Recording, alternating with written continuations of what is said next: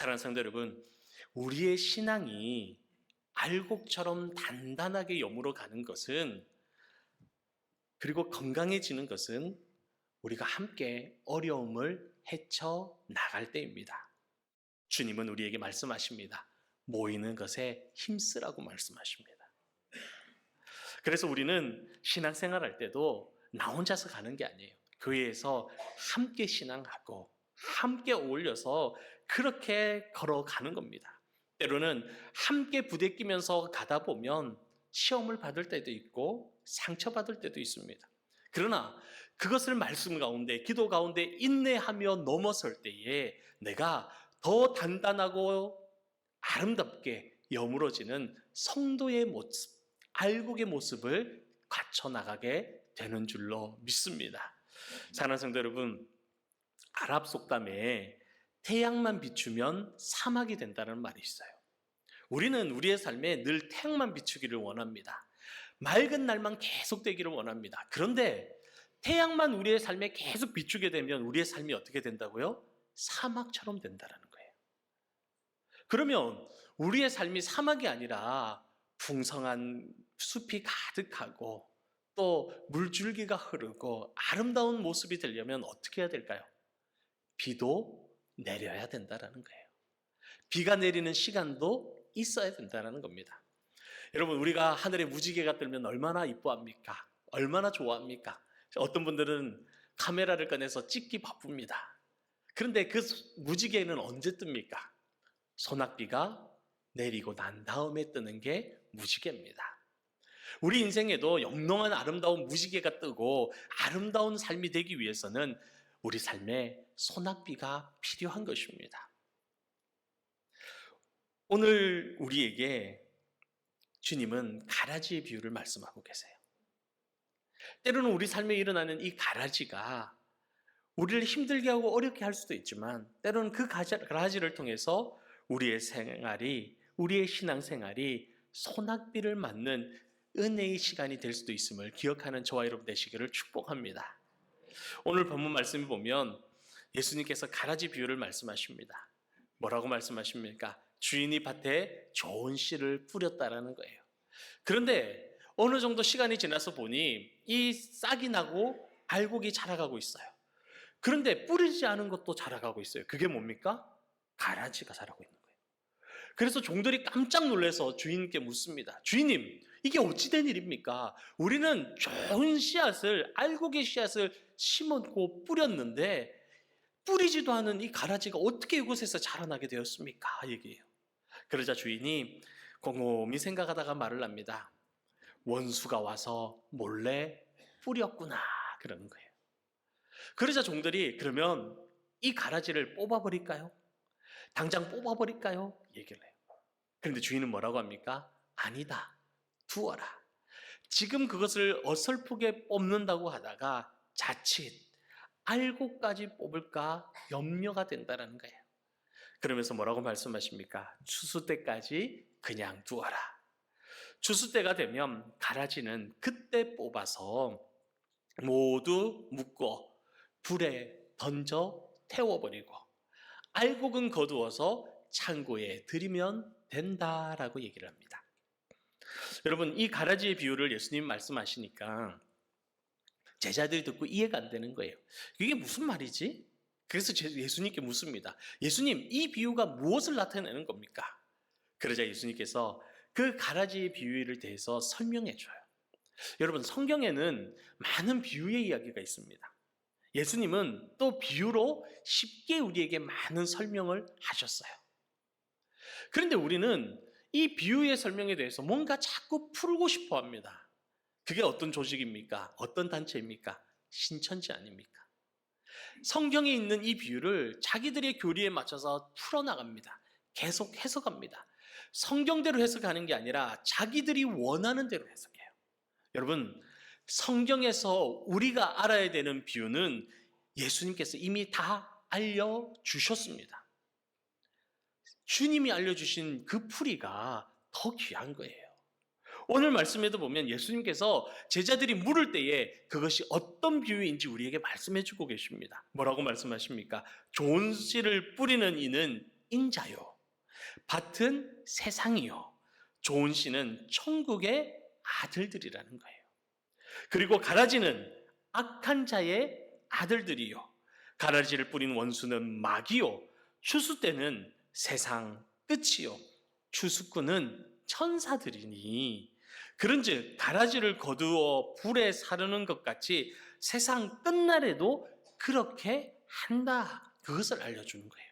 동시에 인자가 그 천사들을 보내서 그들의 나라에서 넘어지게 하는 자들, 불법을 행하는 자들을 다 거두어 풀무불에 던져 넣으리니 거기서 울며 이를 갈미 있을 것이다.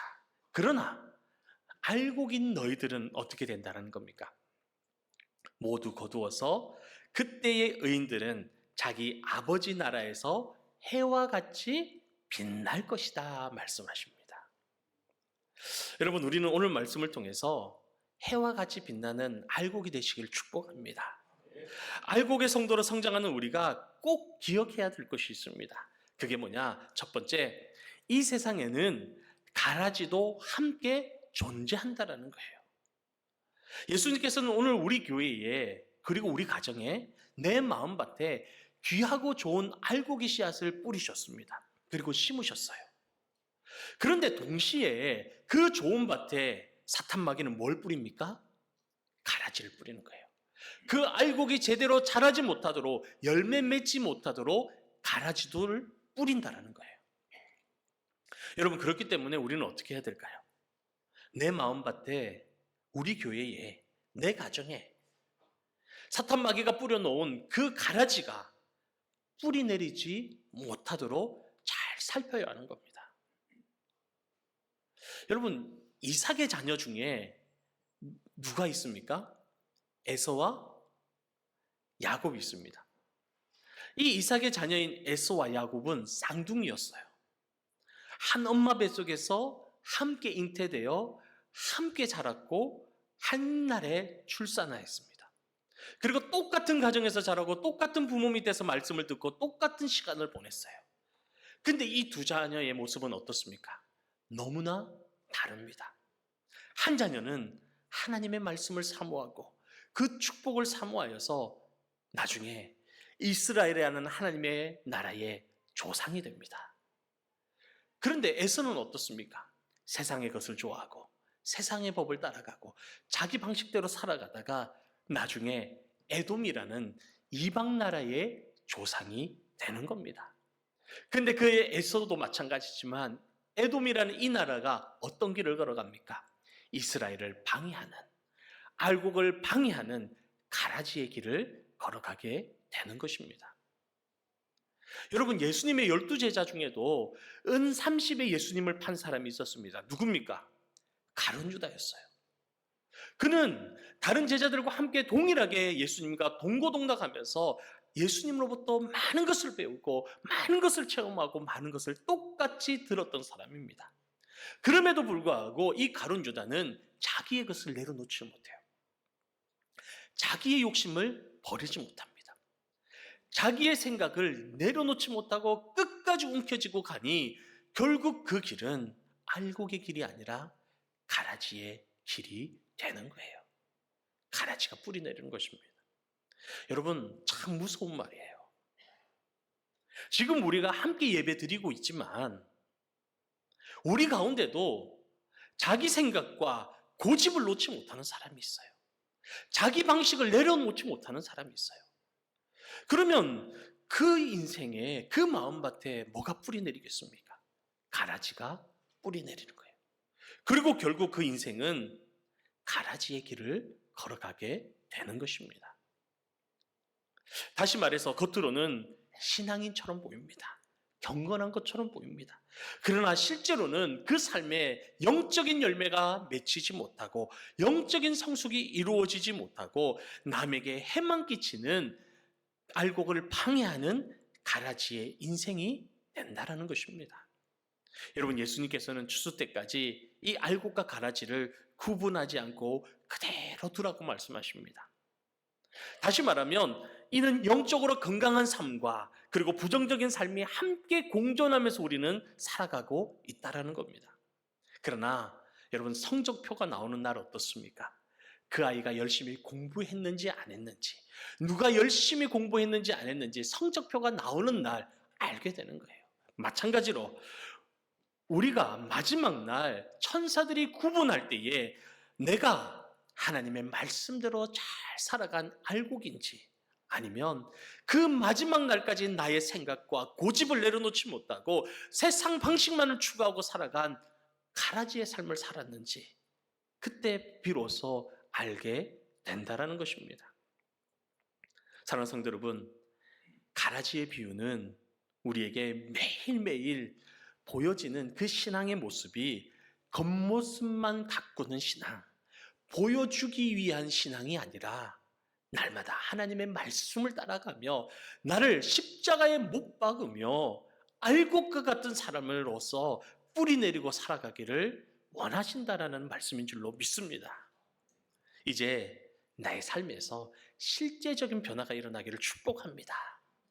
가식적이고 형식적인 신앙의 모습이 아니라 정말 삶에서 변화되는 역사가 내 모습 속에서 일어나기를 주님의 이름으로 축복합니다. 여러분, 알곡과 가라지는 처음에는 구분이 안 돼요. 겉으로 보기에는 똑같은 것처럼 보입니다. 그러나 성장하면서, 시간이 지나면서 알곡은 결실을 맺어갑니다. 주님의 결실을 맺어갑니다. 말씀의 결실을 맺어갑니다. 그리고 점차 알곡의 모습으로 익어가게 되는 것입니다. 여러분, 신앙생활도 마찬가지입니다. 초기에는 모두가 믿음 좋은 것처럼 보일 수 있어요. 그러나 시간이 지남에 따라 그 사람의 진정한 신앙의 모습, 그 아름다운 삶의 성품이 나타나는 겁니다. 여러분, 여러분의 신앙의 연수가 오래될수록, 세월이 흐를수록 알곡의 모습이 보여지기를 주님의 이름으로 축복합니다. 더 많이 사랑하시고, 더 많이 양보하시고, 더 많이 인내하시고, 더 많이 참고 용서하고 베푸는 빛나는 알곡의 삶이 되기를 축복합니다.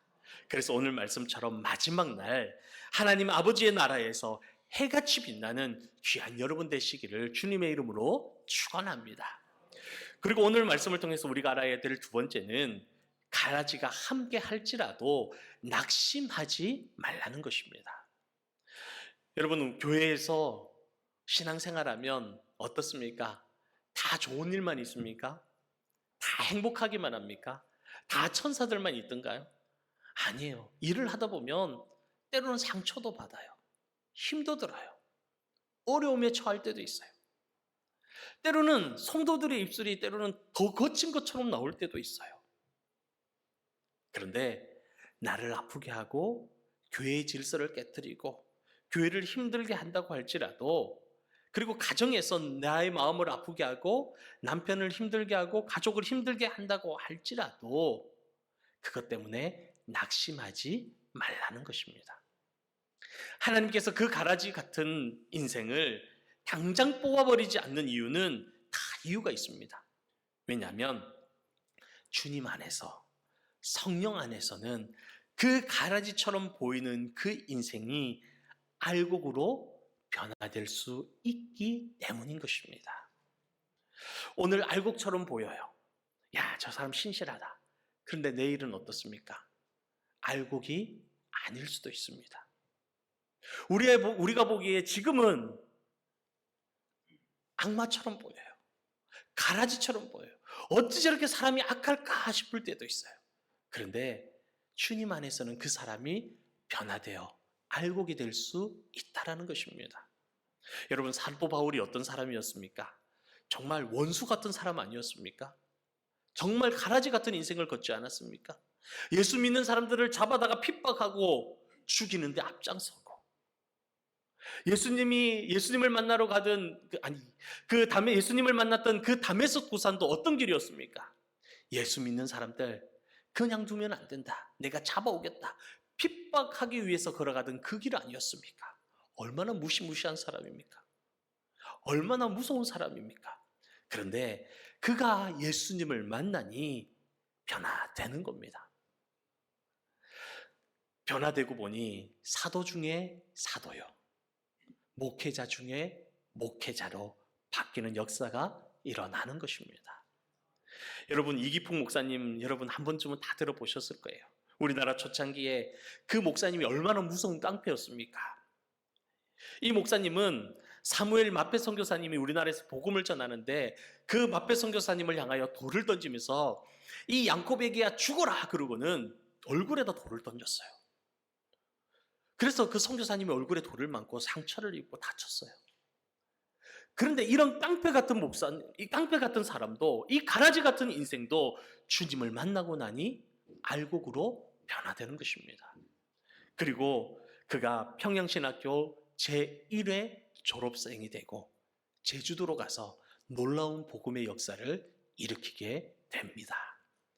사랑하는 성도 여러분, 그렇기 때문에 여러분의 가정 속에서, 우리 교회에서 우리가 볼 때는 가라지처럼 보이고 우리가 볼 때는 왜 저렇게 신앙생활을 하지 싶은 사람이 있다고 할지라도 여러분, 정죄하지 마시기 바랍니다. 미워하지 마시기 바랍니다. 오히려 그를 위하여 더 기도하는 성숙한 하나님의 알곡이 되시기를 주님의 이름으로 축복합니다. 어느 순간 그 사람이 변화돼요. 하나님이 그 사람을 만지시는 거예요. 그래서 나보다 더 신실한 알곡으로 염으로 갈 수 있다는 것입니다. 제가 예전에 어떤 외국에서 식당을 갔는데 사람들이 줄을 쫙 서 있습니다. 보니까는 한국 사람처럼 보여요. 그래서 한국 사람인가 보다 싶었는데 옆에 사람하고 얘기를 하는데 갑자기 일본말로 얘기를 하는 거예요. 일본 사람이었던 거예요. 아이고, 티가 안 나네 싶었어요. 그 뒤에 있는 사람도 당연히 그래서 일본 사람인 줄 알았더니 그 뒤에 사람은 따라온 사람이에요. 갑자기 중국말을 하기 시작을 하는 거예요. 한국 사람도 아니요, 일본 사람도 아니요, 중국 사람이었던 거예요. 여러분 겉으로 보면 다 알 수 있습니까? 그런 것 같아 하는 느낌이에요. 몰라요. 어떨 때는 제가 가서 excuse me 하고 얘기를 했는데 예? 하고 한국말을 하는 사람이 있어요. 또 어떨 때는 가서 안녕하세요, 고맙습니다라고 얘기를 하지만 갑자기 중국말을 할 때가 있어요. 모르는 겁니다. 여러분, 마찬가지로 우리는 누가 알곡인지, 누가 가라진지 쉽게 알 수가 없다라는 거예요. 그러나 누가 아십니까? 주님만이 아십니다. 그러므로 우리는 쉽게 그 사람을 가라지라고 생각하지 마시고, 쉽게 판단하지 마시고, 쉽게 정죄하지 마시고, 쉽게 하나님의 자리에 서는 교만의 자리에 서지 않기를 바랍니다. 여러분 옆에 마음을 상하게 하는 사람, 남이 잘 되면 배 아파하는 사람, 내가 은혜 받으면 심통 부리는 사람, 그런 사람이 있다고 할지라도 언제 변화될지 모른다는 것입니다. 또 변하지 않아도 하나님께서 그 사람이 내 옆에 있는 것은 하나님이 필요해서 두실 때가 있어요. 그게 뭡니까? 어쩌면 내가 그 사람 때문에 더 단단하고 튼실한 알곡으로 성장하고 있기 때문인 것입니다. 그러므로 사랑하는 성도 여러분, 여러분의 신앙의 길에서 날마다 인내하시기를 바랍니다. 가라지처럼 생긴 사람이 나를 힘들게 한다고 할지라도 그 속에서 낙심하지 마시고 오히려 그 영혼을 위하여 기도하는 성실하고 튼튼한 알곡이 되시기를 주님의 이름으로 축원합니다. 그리고 끝으로 오늘 말씀을 통해서 우리가 알아야 될 것은 마지막 추수 때에 하나님께서 알곡과 가라지를 반드시 구별하신다는 거예요. 오늘 말씀을 보면 종들이 가라지를 뽑으려고 할 때 주인이 뭐라고 합니까? 놔두라, 뽑지 말아라고 말씀하세요. 그런데 분명한 것은 그것을 마냥 그냥 두는 게 아니라는 겁니다. 추수 때가 되면 다 뽑아서 구별하신다는 거예요. 여러분, 추수 때가 되면 알곡은요, 알이 꽉 차면서 여물어집니다. 그리고 고개를 숙이게 됩니다. 그러나 가라지는 어떻습니까? 여전히 빳빳하게 일어나요. 바뀌지를 않아요. 변하지를 않는 겁니다. 그러면 추수 때가 되면 쉽게 구별이 됩니다. 그래서 가라지를 싹 뽑아 버리게 되는 겁니다. 결국 남을 찌르고 힘들게 하는 가라지 같은 사람, 하나님의 말씀을 듣고도 순종하지 않는 사람은 마지막 날 천사들이 모아서 다 뽑아서 불 가운데 던져버린다는 것입니다. 그런데 여러분, 이 마지막 날, 이 추수의 날, 어느 날 갑자기 오는 게 아니에요. 어느 날 갑자기 결정이 돼서 오는 게 아니라는 겁니다. 여러분, 노아는 하나님의 말씀을 듣고 믿고 방주를 짓습니다. 그런데 그 방주를 지어 나갈 때 동시대의 사람들은 그 노아의 모습을 보고 어떻게 합니까? 비웃습니다. 콧방귀칩니다. 이렇게 맑은 날 무슨 비가 온다고 저기 언덕에다가 저 큰 배를 짓고 있냐고 비웃습니다. 그리고는 자기가 하고 싶은 대로 세상의 욕심을 따라 자기가 좋은 대로 살아갑니다. 그리고 마침내 하나님의 나라, 하나님의 심판의 날이 됩니다. 홍수가 시작되는 겁니다. 그 심판의 때 노아는 구원을 얻어요. 새 생명을 얻고 제2의 믿음의 조상이 되는 겁니다. 그러나 웃었던 사람, 콧방귀 뀌던 사람, 무시했던 사람은 어떻습니까? 그날이 죽음의 심판의 날이 되는 것입니다. 여러분, 그 심판은 어느 한 시점에 갑자기 일어나는 것이 아닙니다. 노아가 하나님의 말씀을 듣고 방주를 짓기 시작하는 그때부터, 그리고 세상 사람들이 노아에게 콧방귀 뀌면서 자기 쾌락만을 추구하면서 탐닉하던 그때부터 하나님의 심판은 그들의 삶 속에서 현재 진행형으로 시작되고 있었던 것입니다. 사랑하는 성도 여러분, 여러분이 하나님의 심판대에 직접 서는 날은 먼 훗날일 수가 있습니다. 그러나 그 심판을 위한 계산, 그 심판을 위한 셈은 지금 여러분의 삶에서부터 시작되고 있다는 것을 반드시 기억하시기를 소망합니다. 성도 여러분, 심은 대로 거두는 것이 하나님의 심판의 원리입니다. 지금 여러분의 삶의 가라지의 씨앗을 심고 있다면, 세상의 씨앗을 심고 있다면, 아무리 지금 내가 거창해 보일지라도 나는 멸망의 길, 심판의 길로 걸어가고 있다는 것을 우리는 명심해야 됩니다. 여러분, 어떤 사람이 돼지를 도축장으로 끌고 가는데 너무나 쉽게 끌려가요. 돼지가 쿠쿠쿠쿠 그러면서 꼬리를 흔들면서 기쁘게 걸어가요. 그래서 옆에 사람이 보고 묻습니다. 아니, 도대체 어떻게 하길래 돼지가 이렇게 도축장을 신나게 지 발걸음으로 걸어갑니까? 그러니까 이 사람이 손에 있는 걸 싹 보여주는데 뭐냐? 콩을 싹 한 주먹 들고 있는 거예요. 그리고 돼지 앞에 조금씩 뿌리면서 갑니다.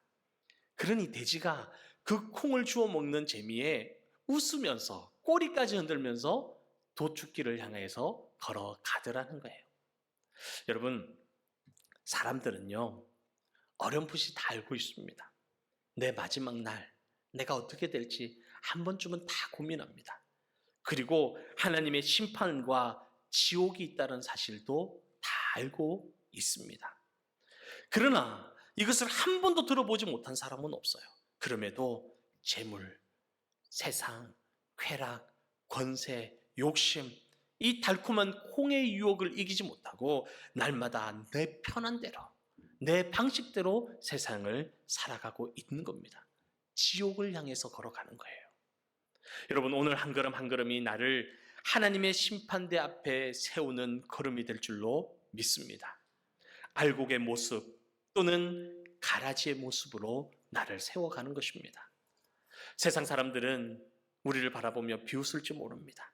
그 심판의 얘기를 농담처럼 여길지 모릅니다. 그러나 하늘을 손가락으로 가린다고 그 하늘이 없어지는 것이 아니듯이 우리가 하나님의 심판의 날을 외면한다고 해서 그 심판에 없어지는 것이 아니라는 거예요. 그래서 베드로전서 1장 24절에서 25절 말씀에 풀은 마르고 꽃은 떨어지되 오직 주의 말씀은 세세토록 있도다라고 말씀하세요. 여러분, 이 말씀이 뭡니까? 아무리 세월이 흘러도 하나님의 말씀은 변함없이 그대로 이루어진다라는 것입니다. 사랑하는 영의 많은 성도 여러분, 하나님께서는 우리의 모든 여건을 다 알고 계십니다. 그리고 나를 힘들게 하는 가라지가 누구인지도 다 보고 계십니다. 그리고 그 가라지가 뭔지도 알고 계세요. 그러니 가시 같은 가라지가 나를 찌를지라도 끝까지 잘 인내하시고 승리하셔서 마지막 날 천국에서 해같이 빛나는 귀한 알곡의 성도가 되시기를 주님의 이름으로 축원합니다.